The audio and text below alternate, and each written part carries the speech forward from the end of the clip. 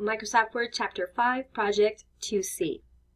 All right, with the same training document open, we're going to return the vertical alignment to top alignment. Good, because you get to practice this again. All right, let's go to our Layout tab. If you're not already there, click on it. Launch your Page Setup dialog box launcher. Go to your Layout tab. Come down here to where it says Page Vertical Alignment. Hit that down pointing arrow. Okay, and we're going to switch it back to top, which is the default. And go ahead and hit OK. It's going to pop back up. All right. Select and then delete the text Sponsored by and Cell Systems. Goodbye. Select the remaining text and change the line spacing to single spacing. Again, there's a couple different ways to change line spacing. For me, the easiest way is the keyboard command Control 1. It's up to you how you want to do it because you know several different ways. And if you don't, maybe you need to go back and look over that again, please. All right, step number 4. Move the insertion point to the beginning of the document. Control Home. Press your Enter key. And then move the insertion point back to the beginning of the document. Control Home. So basically, we just put a blank line at the top. Okay? Step number 5. Insert an image by completing the following steps. A. Click the Insert tab. Right there. Then you want to go to your Illustrations group. And we're going to go to Pictures. Okay, now you're going to have to navigate to your flash drive to find a picture because mine is definitely not going to be in the same place.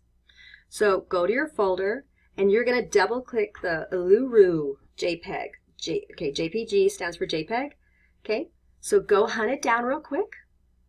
Okay, so even though mine's on a totally different place than yours, you're on your flash drive, there it is, and we're just going to double click that Uluru.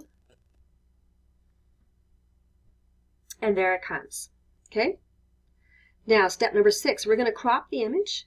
So 6A, click the crop button in the size group on the Picture Tools Format tab. Okay, so because we have this picture selected, we have a contextual tab, which is Picture Tools Format, correct? If you come over here in your size group, you're going to see crop. Go ahead and we're going to click on crop. When we do that, you're going to see all these black cropping handles show up. Okay? Position the mouse pointer on the bottom middle crop handle, which displays as a short black line. It's this one. Now, did you see I have a 4-headed prong? You don't want that. It's got to be that, like that little squishy T. Okay, can you see him? I'm going to show you up here just because it's easier to see. Do you see that little squishy T? Like that? Okay, so we're down here. Make sure you don't have that 4-pronged arrow because if you do, you're going to move your picture. You want that little funky looking T guy. Okay? Click and hold down your left mouse button. Drag up to just below the rock. Okay, so we want to get rid of all of this sagebrush and stuff. So we're going to drag this up to just below the rock. Theirs is a little bit lower. That's fine. Okay, like that. Now, in order to take the change, you need to come back over here and click this button again. Now it actually happened, okay? So now it cropped your picture, right? All right, step number 7. Change the size of the image by clicking in the Shape Height Measurement box in the Size group. Okay, we're back in our Size group, okay? And what do we want, height or width? We want the height, okay? And in the height, we want 3.1, okay? And you always press your Enter key to make it take the number, right? Step number 8, move the image behind the text by clicking the Layout Options button outside the upper right corner of the image. Okay, it's that right there. Do you see how that was lighting up when we were working? Whenever you select the picture, you have this right here. Go ahead and click on it, and that's going to give you your layout options, okay? So we want to go with behind text, which is second column, second row. So you're going to come down here. Basically, you're going to touch these until you find the one that says behind text, which is right there. And you can certainly touch them all and see all your different options. So we're going to click on behind text. All right, so that put right now, the way the picture was, it was forcing the text down. By telling it to go behind the text, okay, it's kind of like laying on top of it, okay? And you can go ahead and close that, it's fine. All right, so we did all that, and we're doing fabulous. Step number 9, rotate the image by clicking the Rotate Objects button in the Arrange group.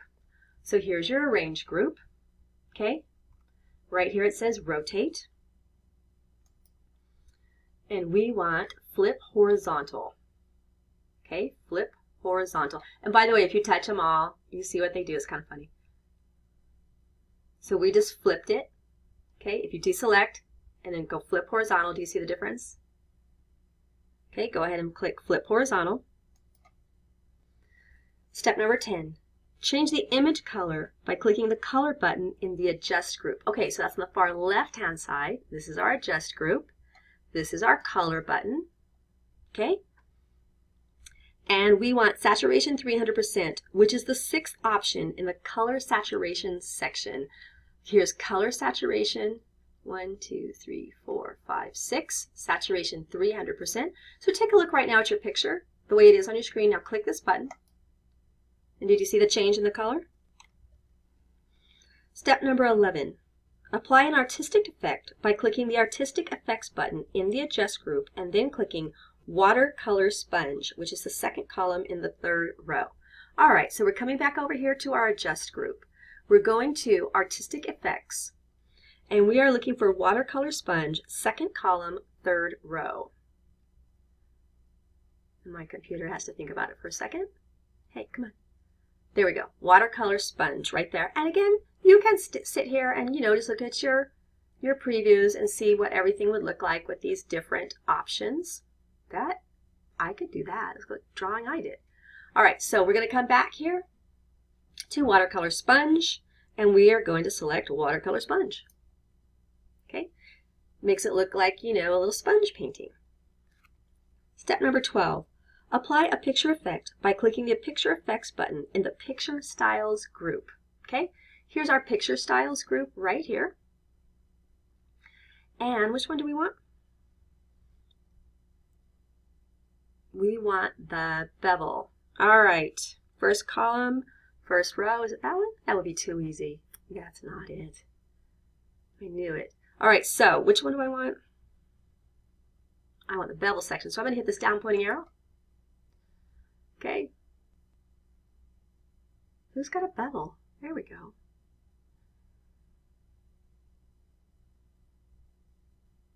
I just want a plain bevel. All right, you guys. Mine are not in the same order. This does happen. So I'm going to have to touch them until I find, ooh, that's kind of fun. I wish I could tell you what I want to tell you, which is pick whatever you darn well please. But I can't. So I'm just going to pick this one. I like it. That's the 1st column, the 1st row, and the bevel section, so I'm going for it. Okay? After looking at the new color and artistic effect, you decide to return to the original color and artistic effect and remove the bevel effect. Haha, good, it didn't matter which one we picked. By clicking the Reset Picture button in the Adjust group. Okay, so we did all this fun stuff and we're like, you know what? That doesn't look so good. I need to go back to the way it was. So we're going to come right here and we're going to go Reset Picture and we're going to turn it right back to how it originally looked. Now, step number 14, sharpen the image by clicking the Corrections button in the Adjust group. So here's our Adjust group, right? Here's our corrections. Hit that down pointing arrow. And then we want to go Sharpen 25%. 4th option in the Sharpen and Soften section. Here's Sharpen and Soften. 1, 2, 3, 4. And that one says Sharpen 25%. Go ahead and click on it. And flip over that next page. There's still quite a bit to do. All right, step number 15. Change the contrast of the image by clicking the Corrections button in the Adjust group. All right, Adjust, right? And we're going back to Corrections. And we want Brightness and Contrast, which is, see, Brightness and Contrast. And we want the 3rd column in the bottom row.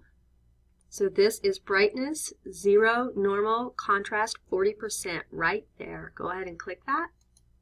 I swear some of the hardest part is just finding the darn thing they want you to use. Step number 16, apply a picture style by clicking the More Picture Styles button in the Picture Styles group. Picture Styles group, right here. You know what? I was supposed to have you pick this bevel up here before, but I'm sick and I'm not redoing this video. And we undid it anyway. So just pretend like I did it right, because I am way too sick to redo this. Okay, apply a picture style by clicking the More Picture Styles button in the Picture Styles group and then clicking Simple Frame Black. Are you a simple frame black? You are a compound frame black. I should probably read it and see which one it tells me. It doesn't. Simple frame black, there it is. Go ahead and click it. 17. Compress the image file by completing the following steps.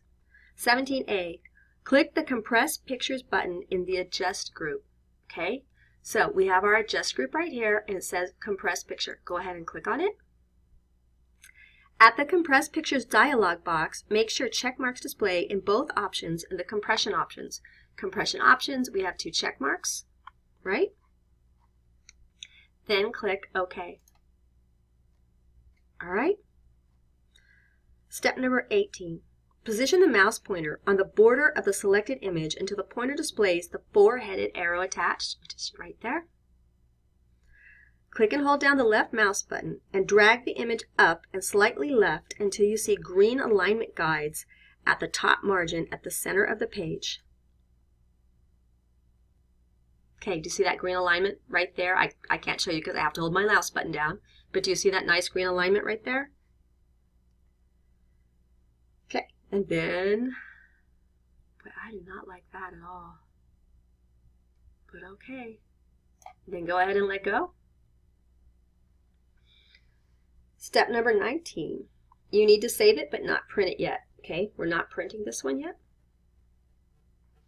So go ahead and hit save. Make sure you do that. All right. Step 20. With the image selected, remove the background by completing the following steps. All right, so we have our image selected. This is always tricky. All right, we're going to remove background. 20A. Click the Remove Background button in the Adjust group. All right, here we go. Make sure you hit save before you do this because this is tricky. And the reason you want to save it is in case you totally mess it up. Then you could close without saving your changes and reopen it. Okay, here we go. Remove background. Craziness is about to ensue. Using the left middle sizing handle, drag the left border to the left border line of the image. Okay. C. Drag the right middle sizing handle to the right border of the image. D. Drag the bottom middle sizing handle to the bottom border of the image, which displays in a dashed line. There. Drag the top middle sizing handle down to just above the top of the rocks. Okay, right here, just down to just above the top of the rocks. Okay? Step F. Click the Keep Changes button. Okay, so right up here, do you notice everything is totally different, right? Your whole ribbon's gone. So right here in the Close group, I have a terrible name, that's what they call it. Go ahead and click on Keep Changes. The image should now display with the sky removed. Okay? Save this, and you are ready to move on to your next video.